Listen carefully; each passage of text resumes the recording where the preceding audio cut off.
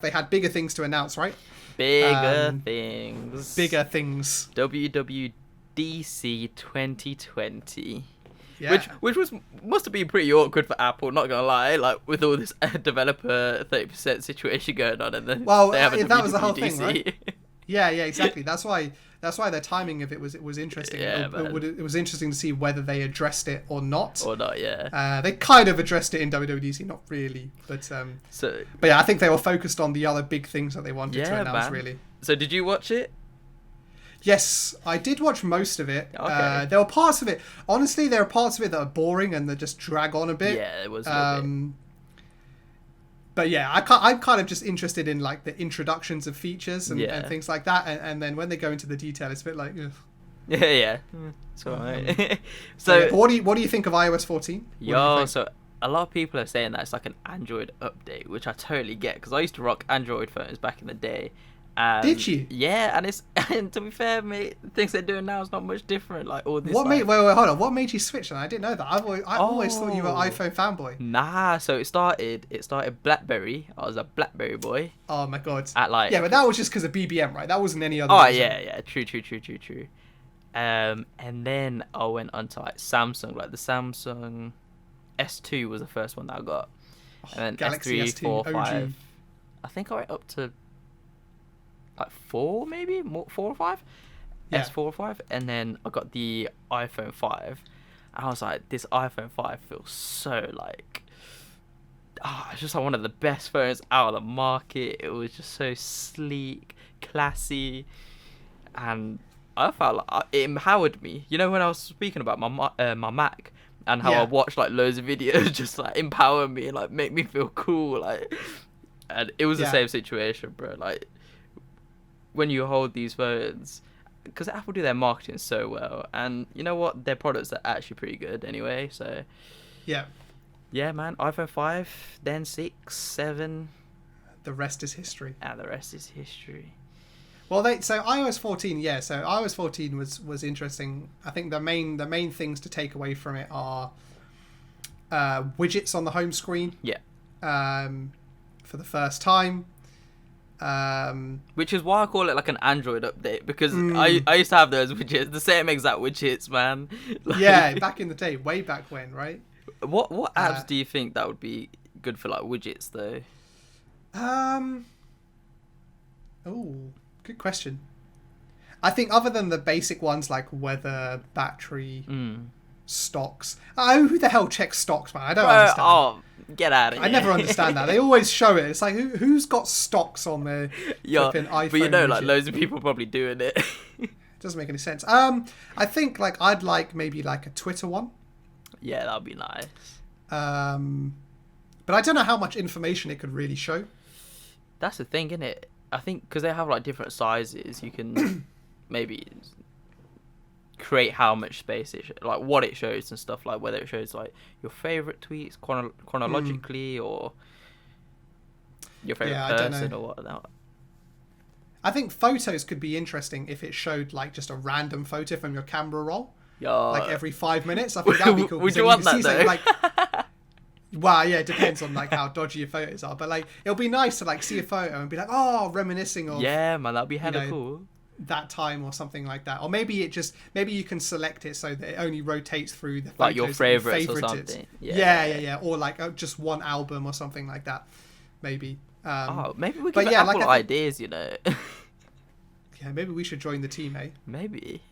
Who knows that? Maybe we are part of the team already, but people don't know. Maybe. Well, I don't have. I'd see. So I don't. So obviously they have the developer beta as well. Yeah.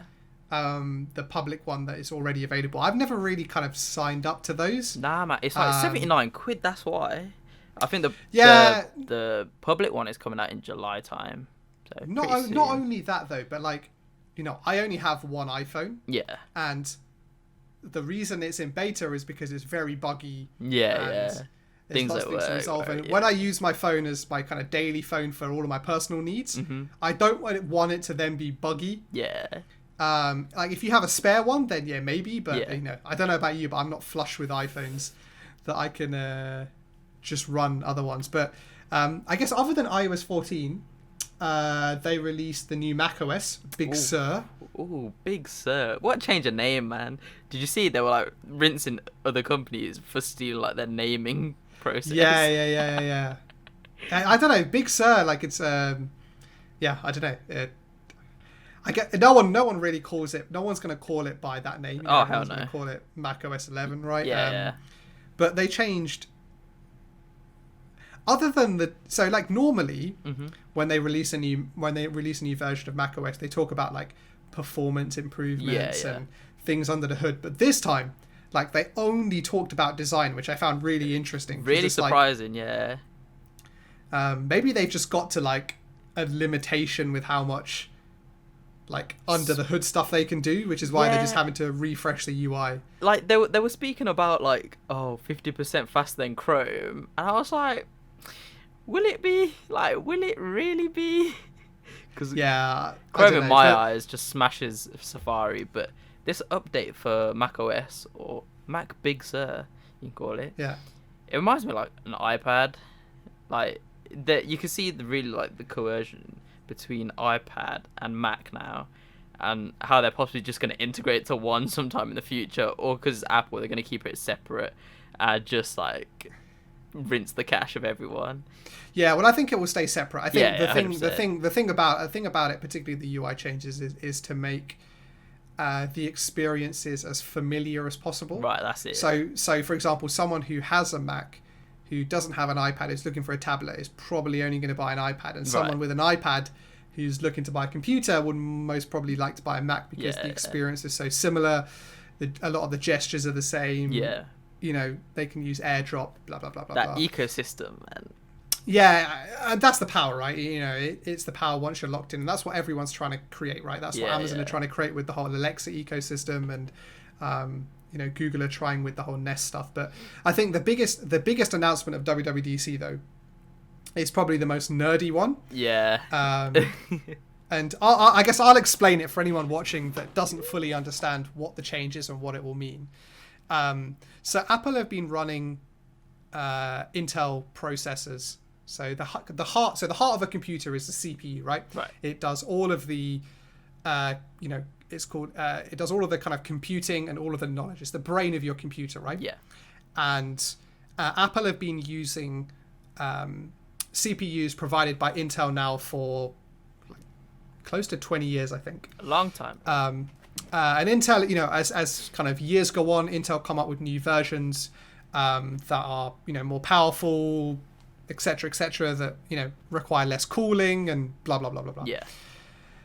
However, in the more recent future, there's been a lot of problems with Macs and how. So obviously, as the CPU is the brain, right? When you put a lot of stress on it, when you're trying to do like really complicated things, it obviously gets very, very hot.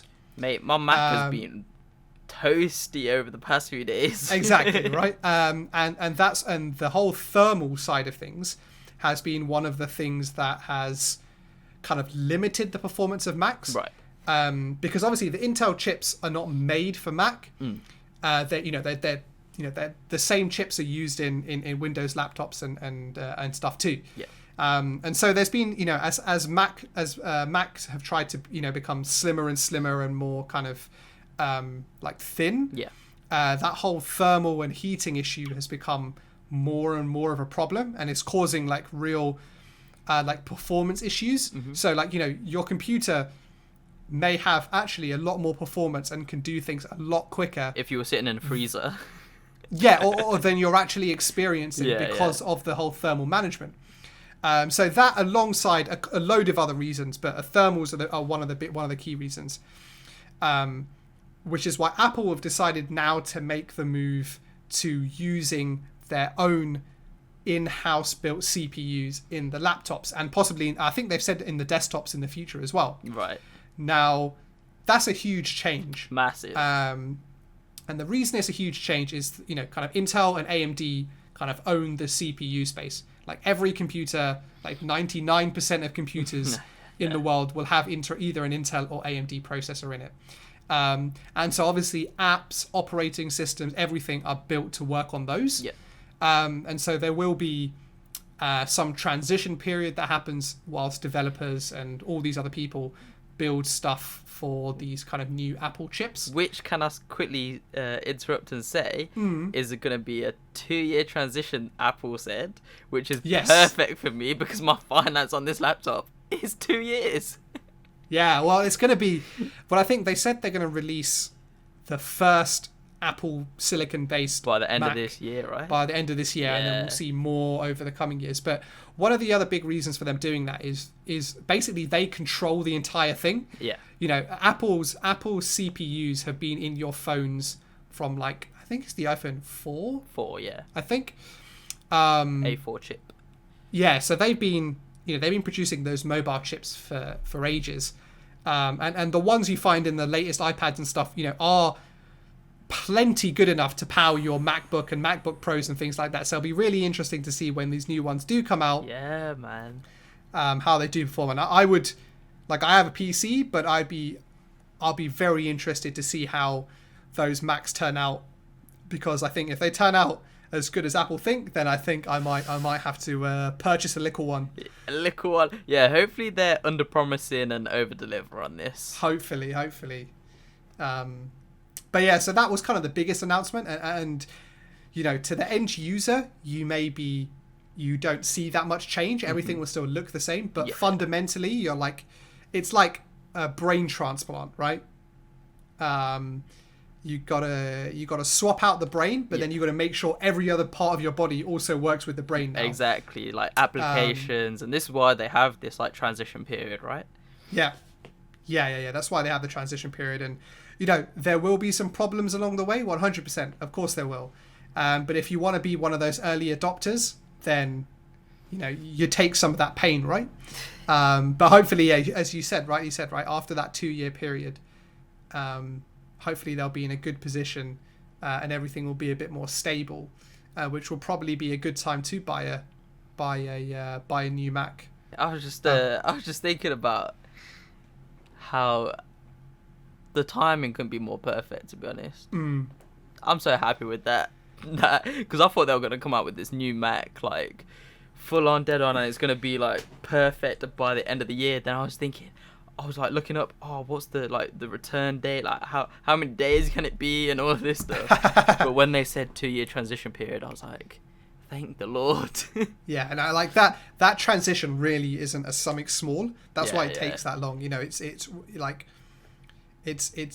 a big deal, and it's really important, and that's why I think tech nerds all around the world have been making such a big deal out of it, because it is such a big deal. And it's Apple sells millions of Macs across the world every year. So it'll be interesting to see what happens over the coming years, but I'm excited. Maybe I'll have to pick up another Mac for myself, and I might have to pick up another Mac. Yeah, maybe I'll do another review and maybe make some more YouTube videos. Well, Final Cut's going to be optimized for it. So Final Cut should run hella quick. It runs hella quick anyway. Yeah. But it will run hopefully even quicker. But Adobe's software, all the Creative Cloud stuff, is also has been made compatible with Apple's silicon. Yeah. So I would expect on Mac some big increases in Premiere Pro and Photoshop and Lightroom and stuff like that. So that should be good. It's exciting times, man. Everyone's probably just listening to this these two are nerds, bro. Yeah, I realized that over the course of these podcasts, I'm coming across as a real nerd. Yeah, legit. But hey, you enjoy what you enjoy, and you know what you know, right? That's it. Hopefully someone found out something new. Hopefully they have.